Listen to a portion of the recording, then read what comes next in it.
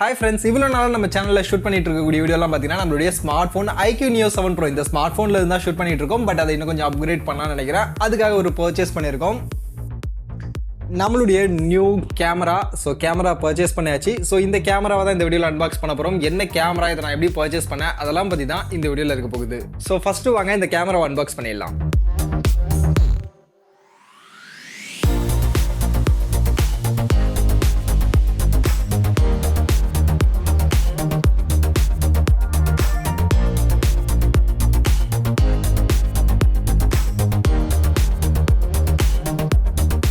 சோனியோட Sony ZV-E10 அப்படின்ற இந்த camera தான் பர்ச்சேஸ் பண்ணியிருக்கேன். வாங்க இப்போ கேமரா ஓப்பன் பண்ணலாம். ஃபர்ஸ்ட் கேமராவுக்கு முன்னாடி இந்த கவர் ஓப்பன் பண்ணலாம்.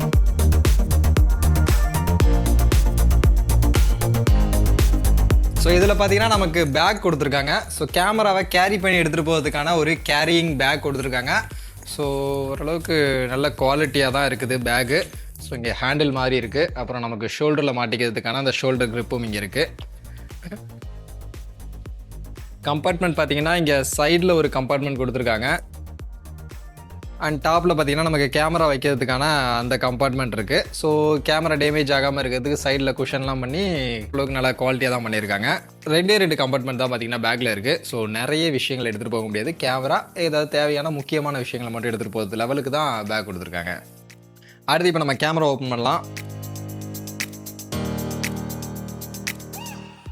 ஃபர்ஸ்ட் இங்கே பார்த்தீங்கன்னா நமக்கு மெமரி கார்டு இருக்குது. 64 ஜிபிக்கான மெமரி கார்டு பார்த்தீங்கன்னா அதிலே கொடுத்துருக்காங்க.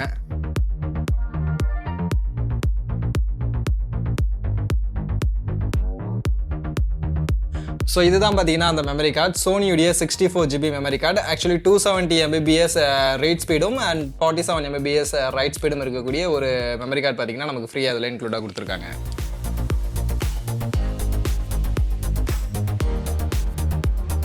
அடுத்து சோனி இந்த கேமராவுக்கு தேவையான கிட்டு அதெல்லாம் என்னென்ன இருக்குது அப்படின்றதெல்லாம் போட்டிருக்காங்க. அதோட ப்ரைஸ் டீட்டெயில்ஸ் அண்ட் அதெல்லாம் வேணும்னா பர்ச்சேஸ் பண்ணிங்க அப்படின்ற மாதிரியான ஒரு பேப்பர் கொடுத்துருக்காங்க. Next 2+1 இயருக்கான warranty. ஆக்சுவலி இதுக்கு பார்த்தீங்கன்னா 2 இயர்ஸ்க்கான நார்மல் வாரண்டி ப்ளஸ் எக்ஸ்ட்ராவாக 1 இயர்க்கான அடிஷ்னல் வாரண்டி, மொத்தம் 3 வருஷத்துக்கான வாரண்டி கொடுக்குறாங்க. அதற்கான வாரண்டி கார்டு இருக்குது. நெக்ஸ்ட் அதே வாரண்டி தான். வாரண்டிக்கான பேப்பர் நமக்கு கொடுத்துருக்காங்க. நெக்ஸ்ட்டு சில பேப்பர்ஸ்லாம் இருக்குது. அண்டு புக் மேனுவல்ஸ் எப்படி யூஸ் பண்ணணும் அப்படின்றதுக்கான மேனுவல்ஸ் அதெல்லாம் கொடுத்துருக்காங்க. இதெல்லாம் அப்படி ஓரமாக வச்சிடலாம். ஃபஸ்ட்டு பார்த்தீங்கன்னா நமக்கு பேட்ரி. இந்த கேமராவுக்கு நமக்கு தேவையான பேட்டரியை பார்த்தீங்கன்னா கொடுத்துருக்காங்க. அண்ட் இது எவ்வளோ வாட்ஸ்க்கான பேட்ரி? ஆக்சுவலி இது 1020 mAhக்கான பேட்டரியாம். கிட்டத்தட்ட 1.5 மணி நேரத்துக்கான பேட்டரி லைஃப் வரும். 1.5 மணி நேரத்துக்கு நீங்கள் ஷூட் பண்ணலாம் அப்படின்ற மாதிரி நான் செக் பண்ணி பார்த்தேன். பட் எவ்வளோ நேரத்துக்கு வருது அப்படின்றதெல்லாம் நான் பின்னாடி ஃபுல்லாக செக் பண்ணிட்டு நான் உங்கள்கிட்ட சொல்கிறேன். அடுத்து அந்த பேட்டரியை சார்ஜ் பண்ணுறதுக்கான அடாப்டர் பார்த்திங்கன்னா நமக்கு இதில் கொடுத்துருக்காங்க. இதை வச்சு தான் நம்ம அதை சார்ஜ் பண்ணணும். நெக்ஸ்ட் ஒரு கேபிள் கொடுத்துருக்காங்க. ஆக்சுவலி இது USB, இந்த பக்கம் டைப்ஸ் இருக்கக்கூடிய ஒரு கேபிள் கொடுத்துருக்காங்க. அடுத்து பவர் அடாப்டர். நமக்கு சார்ஜ் பண்ணணும் அப்படின்னா அதற்கான அந்த பவர் அடாப்டர் அந்த கேபிள் கொடுத்துருக்காங்க. அடுத்து கேமரா டாப்பில் இருக்கக்கூடிய அந்த மைக்கில் எந்த ஒரு நாய்ஸும் கவர் ஆகக்கூடாது அப்படின்றதுக்காக அந்த ஸ்பாஞ்ச் கொடுப்பாங்களே, அந்த ஸ்பாஞ்ச் பார்த்தீங்கன்னா கொடுத்துருக்காங்க. நெக்ஸ்ட் கேமராவை நம்ம கேரி பண்ணி எடுத்துகிட்டு போகும்போது ஈஸியாக இருக்கிறதுக்கான ஒரு ஸ்ட்ராப். கேரி பண்ணி எடுத்துகிட்டு போகிறதுக்கான அந்த ஸ்ட்ராப் கொடுத்துருக்காங்க. அவ்வளோதான். நெக்ஸ்ட் நம்ம இப்போ கேமரா எடுக்கலாம். இதுதான் பார்த்தீங்கன்னா நம்மளுடைய கேமரா Sony ZV-E10 அப்படின்னு சொல்லக்கூடிய கேமரா. ஃப்ளிப் ஸ்க்ரீன் இருக்கக்கூடிய ஒரு கேமரா பார்த்தீங்கன்னா இது. அண்ட் இதில் பார்த்தீங்கன்னா நமக்கு எக்ஸ்ட்ராவாக லென்ஸ் நம்ம ஆட் பண்ணியிருக்கோம். லென்ஸ் இல்லாமலும் வாங்கலாம். இது 16 to 50 mm லென்ஸ் பார்த்தீங்கன்னா இது f3.5லேருந்து அப்பாச்சர் வேல்யூ இருக்கக்கூடிய ஒரு லென்ஸ் தான் இந்த லென்ஸு. அந்த லென்ஸ் தான் பார்த்தீங்கன்னா நான் இதில் இன்க்ளூடாக வாங்கியிருக்கேன். இந்த லென்ஸோடு வாங்கும்போது 9000 rupees எக்ஸ்ட்ரா வரும். லென்ஸ் வேணாம் உங்களுக்கு பாடி மட்டும் வேணும் அப்படின்னா நீங்கள் வாங்கிக்கலாம். அது 52,000 சம்திங் கிட்ட வரும்.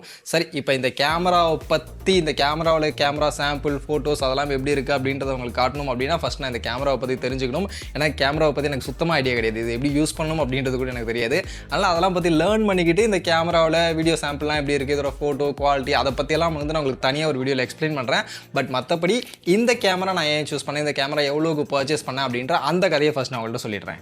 ஸோ ஃபர்ஸ்ட் ஆஃப் ஆல் இந்த கேமரா நான் ஏன் வாங்கினேன், எப்படி வாங்கினேன், என்ன ப்ரைஸிங்க்கு வாங்கினேன் அப்படின்ற அந்த கதையை வந்து நான் உங்கள்கிட்ட சொல்லிடுறேன். ஆக்சுவலி இந்த கேமரா பார்த்தீங்கன்னா Sony ZV-E10 அப்படின்னு சொல்லக்கூடிய ஒரு மாடல், E10L அப்படின்னு போட்டிருப்பாங்க. அதாவது கிட் லென்ஸோட வரக்கூடிய மாடல் பார்த்தீங்கன்னா எல் அப்படின்ற டினோஷன் இருக்கும். அண்ட் எல் போடாது பார்த்தீங்கன்னா அந்த கிட் லென்ஸ் இருக்காது. கிட் லென்ஸ் பார்த்தீங்கன்னா நமக்கு கழட்டுற மாதிரி தான் இருக்கும். ஸோ இன்டர்சேஞ்சபிள் தான். ஸோ இதை வந்து தனியாக கழட்டிக்கலாம். ஸோ இந்த கிட் லென்ஸ் இல்லாமல் பாடி மட்டும் வேணுனாலும் வாங்கலாம். அது வந்து Sony ZV-E10 அப்படின்னு போட்டிருப்பாங்க. இந்த லென்ஸோட வேணும் அப்படின்னா E10L அப்படின்னு மென்ஷன் பண்ணியிருப்பாங்க. ஸோ அது நான் வந்து லென்ஸோட தான் வாங்கியிருக்கேன். மற்றபடி நான் இந்த கேமரா வாங்குறதுக்கு முன்னாடி நிறைய கேமரா செக் பண்ணேன், என்ன கேமரா வாங்கலாம் அப்படின்னு ஒரு பெரிய ரிசர்ச்சே போட்டேன். அதில் பார்க்கும்போது கெனானு, நிக்கானு அந்த கம்பெனி இல்லாமல் இருந்துச்சு. அது போக சோனிலே பார்த்தீங்கன்னா இதோட அடுத்த version Sony ZV-E10 Mark II அப்படின்ற ஒரு மாடலும் பார்த்தீங்கன்னா இருந்துச்சு. இதோட அப்கிரேடட் மாடல், லேட்டஸ்ட்டாக வந்த மாடல் அப்படின்னு சொன்னாங்க. ஸோ அந்த மாடலும் வாங்கலாமா அப்படின்ற மாதிரியான கன்ஃபியூஷன்லாம் பார்த்தீங்கன்னா எனக்கு இருந்துச்சு. பட் நான் வந்து ஃபைனலாக என்னுடைய பட்ஜெட்டும் கொஞ்சம் ஸ்ட்ரிக்டாக இருந்துச்சு. அந்த 50,000 ரூபா 55,000 அந்த ரேஞ்சுக்குள்ளே வாங்கணும் அப்படின்னு நான் பார்த்துட்டு இருந்தேன். ஸோ அப்படி பார்க்கும்போது இதுதான் எனக்கு அந்த ப்ரைஸிங்கில் கிடச்சிது. ஏன்னா ZV-E10 Mark IIலாம் பார்த்தீங்கன்னா 80,000 ரூபா கிட்ட ப்ரைஸிங் போச்சு. அதுவும் இந்த கிட் லென்ஸோட வாங்கணும் அப்படின்னா 93,000 ரூபா கிட்ட ப்ரைஸிங்கில் போச்சு. ஸோ அவ்வளோ ப்ரைஸிங் கொடுத்து என்னால் இப்போதைக்கு கேமரா வாங்க முடியாது. நமக்கு இது ஒரு ஸ்டார்டிங், இப்போ தான் ஃபஸ்ட்டு ஒரு மொபைல் ஃபோன்லேருந்து கேமராக்கு ஸ்விட்ச் பண்ணுறோம் அப்படின்னும் போது இது போதும் அப்படின்ற மாதிரி தோணுச்சு. அண்ட் நான் ஏன் கெனான் நிக்கான்லாம் போகலன்னு பார்த்தீங்கன்னா, கெனான் நிக்கான் போகும்போது சேம் இதே ப்ரைஸிங் தான் எனக்கு கெனான் நிக்கானுடைய கேமராஸும் வந்துச்சு. பட் ஆனால் எனக்கு கெனானில் பார்த்தீங்கன்னா ஆட்டோ ஃபோக்கஸிங்லாம் அந்த அளவுக்கு இருக்காது அப்படின்ற மாதிரியான சில விஷயங்கள்லாம் சொன்னாங்க. ஸோ அதை விட இதில் வந்து ஆட்டோ ஃபோக்கஸிங்லாம் கொஞ்சம் பெட்டராக இருக்கும். அண்ட் லோ லைட்டில் எடுக்கக்கூடிய ஃபோட்டோஸ்லாம் கொஞ்சம் பெட்டராக இருக்கும். அண்ட் சோனி அப்படின்ற அந்த பிராண்ட் எல்லாருக்கும் இருக்கிற மாதிரி தான். ஸோ அந்த பிராண்டும் எனக்கு கொஞ்சம் அட்ராக்ஷனாக இருந்தது. அப்படின்றதுனால தான் இந்த கேமராவை பார்த்தீங்கன்னா நான் ஃபைனலி வந்து சூஸ் பண்ணேன். மற்றபடி இந்த கேமரா நான் பர்ச்சேஸ் பண்ண ப்ரைஸ் எவ்வளோடான்னு கேட்டிங்கன்னா, ஆக்சுவலி இந்த ப்ராடக்ட் வந்து நான் அமேசானில் தான் பர்ச்சேஸ் பண்ணேன். அமேசானில் பார்த்தீங்கன்னா 61,500 அப்படின்ற ப்ரைஸிங்க்கு பார்த்தீங்கன்னா இந்த ப்ராடக்ட் வந்து லிஸ்டிங் பண்ணியிருந்தாங்க. அண்ட் அது போக எனக்கு வந்து இதில் கொஞ்சம் கார்டு ஆஃபர் கிடச்சிது. HDFC கிரெடிட் கார்டு யூஸ் பண்ணும்போது ஒரு 3,800 சொச்சம் 4,000 ரூபா கிட்ட பார்த்தீங்கன்னா டிஸ்கவுண்ட் அப்படின்றத கொடுத்தாங்க EMI ஆப்ஷன் போடும்போது. ஸோ நான் EMIயில் தான் பர்ச்சேஸ் பண்ணேன். ஸோ அதெல்லாம் போட்டு வாங்கும்போது எனக்கு ஒரு அஃபோர்டபுளான ப்ரைஸிங் 56,500 ரூபா மாதிரியான ப்ரைஸிங்க்கு இந்த ப்ராடக்ட் கிடச்சிது. அப்படின்றதுனால தான் ஃபைனலி பார்த்தீங்கன்னா நான் வந்து இதை வந்து அமேசானில் வாங்கினேன். ஏன்னா நிறைய பேர் வந்து சொல்லுவீங்க கண்டிப்பாக கமெண்டில், ஸோ சோனி சென்டரில் போய் வாங்கியிருக்கலாம் ப்ரோ, நீங்கள் ஷாப்பில் போய் வாங்கியிருக்கலாம் அப்படின்ற மாதிரி. பட் எனக்கு அமேசானில் வாங்கும்போது ஒரு டிஸ்கவுண்ட் கிடச்சிது அப்படின்றதுனால நான் அமேசானில் சூஸ் பண்ணேன். இல்லை அப்படின்னா நான் சோனி சென்டரில் தான் வாங்கியிருப்பேன். ஆக்சுவலி சோனி சென்டர்லையும் போயிட்டு நான் விசாரித்தேன். நிறைய சோனி சென்டர் சென்னையில் இருக்கக்கூடிய முக்கால்வாசி சோனி சென்டருக்கு கால் பண்ணி நேராக போயிட்டுமே விசாரிச்சு பார்த்தோம். பார்த்த வரைக்கும் மோஸ்ட்லி எல்லா சென்டர்லையுமே பார்த்தீங்கன்னா ப்ரைஸ் இதே ப்ரைஸ் தான். உங்களுக்கு ஆன்லைனில் என்ன ப்ரைஸிங்கு செல் பண்ணுறாங்களோ சேம் அதே ப்ரைஸிங்கு தான் பார்த்தீங்கன்னா சோனி சென்டர்லையும் செல் பண்ணுறாங்க. மோஸ்ட்லி டிஸ்கவுண்ட் எதுவுமே இல்லை. ஒரு சில சோனி சென்டரில் பார்த்தீங்கன்னா ஆன்லைனில் செல் பண்ணக்கூடிய ப்ரைஸிங்கை விட அதிகமாகவும் சொன்னாங்க. அதை விட அதிகமான ப்ரைஸிங்க்கு அண்ட் டிஸ்கவுண்ட்டும் இல்லை, கார்டு ஆஃபரும் பெருசாக இல்லை. அப்படின்னும் போது எதுக்கு நம்ம சோனி சென்டர் போகணும், நமக்கு இங்கே கொஞ்சம் டிஸ்கவுண்ட் கிடைக்குதே அப்படின்ற ஒரு நப்பாசையில் தான் பார்த்தீங்கன்னா நான் இதை வந்து அமேசானில் சூஸ் பண்ணியிருக்கேன். பட் அஃப்கோர்ஸ் நமக்கு அமேசான்லலாம் வாங்கும்போது ட்ரஸ்டபிலிட்டி கண்டிப்பாக இருக்குமான்னு சொல்ல முடியாது. ஏன்னா சோனி சென்டர்னா சோனி ஷாப்லேயே போய் வாங்குகிறோம், பார்த்து வாங்குவோம் அண்டு ட்ரஸ்டபிலிட்டி இருக்கும். பட் அமேசானில் வாங்கும்போது சம்டைம்ஸ் ஃபேக் ப்ராடக்ட் வரலாம், சம்டைம்ஸ் வந்து ஆல்ரெடி யூஸ்டு ப்ராடக்ட் கூட வரலாம். அந்த மாதிரியான இஷ்யூஸ்லாம் இருக்கும். அதெல்லாம் இனிமேல் தான் நான் செக் பண்ணும். இது வந்து புது ப்ராடக்ட் தான், நான் பார்க்குறதுக்கு புதுசாக தான் இருக்குது. பட் புது ப்ராடக்ட் தானே இல்லை யாராவது யூஸ் பண்ண ப்ராடக்ட்டா அப்படின்றதெல்லாம் இன்னுமே நான் வந்து டீட்டெயிலாக செக் பண்ணி தான் ஆகணும். ஸோ அந்த மாதிரியான சில இஷ்யூஸ்லாம் இருக்குது. அப்படின்றதுனால தான் நான் சோனி சென்டரில் வாங்கலாமா அப்படின்னு யோசித்தேன். பட் அமேசானில் எனக்கு கொஞ்சம் டிஸ்கவுண்ட் பெட்டராக கிடச்சிது. அப்படின்றதுனால ஃபைனலி பார்த்தீங்கன்னா நான் அமேசானில் இந்த ப்ராடக்ட்டை வந்து சூஸ் பண்ணிட்டேன். ஸோ நான் சொன்ன மாதிரி 61,500 ஆக்சுவலி இந்த ப்ராடக்ட்டுடைய ப்ரைஸ். பட் நான் வந்து ஆஃபரில் 56,000 அப்படின்ற ப்ரைஸிங் ஒரு 4,000 ரூபா டிஸ்கவுண்டோட வாங்கினேன். அண்ட் நான் சொன்ன மாதிரி இந்த லென்ஸ் 16 to 50 mm லென்ஸ் பார்த்தீங்கன்னா இதில் நமக்கு கொடுத்துருக்காங்க. இது வந்து f3.5 அப்பாச்சர் இருக்கக்கூடிய ஒரு லென்ஸ். இந்த லென்ஸ் இல்லாமல் ஜஸ்ட் இந்த பாடியை மட்டும் வாங்குறீங்க அப்படின்னா இதோட ப்ரைஸ் பார்த்தீங்கன்னா 52,000 சம்திங்க்கு பார்த்தீங்கன்னா அமேசானில் செல் பண்ணிட்டு இருக்காங்க.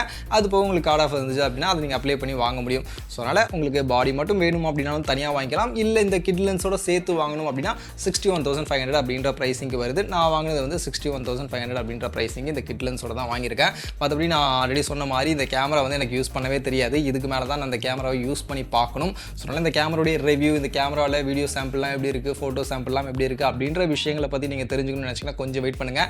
இதை பற்றி நான் நல்லா லேர்ன் பண்ணிக்கிட்டு அதுக்கப்புறமா வந்து இந்த கேமராவுடைய சாம்பிள் அதெல்லாம் எப்படி இருக்குது அப்படின்ற விஷயங்கள்லாம் சொல்கிறேன். மற்றபடி நான் யூஸ் பண்ணி பார்த்துட்டு இதோட கேமராவுடைய ஒரு ஃபுல் ரிவ்யூ வீடியோவும் நான் உங்களுக்கு அப்லோட் பண்ணுறேன். மற்றபடி இந்த Sony ZV-E10 இந்த கேமராவை பற்றின உங்களுடைய ஒப்பீனியன், உங்களுடைய கருத்துக்கள் ஏதாவது இருக்குது, உங்களுடைய டவுட் இருக்குது அப்படின்னாலும் நீங்கள் கமெண்ட்டில் வந்து கேளுங்க. கண்டிப்பாக இதோட ரிவ்யூ வீடியோவில் அதை பற்றிலாம் நம்ம டீட்டெயிலாக பேசலாம்.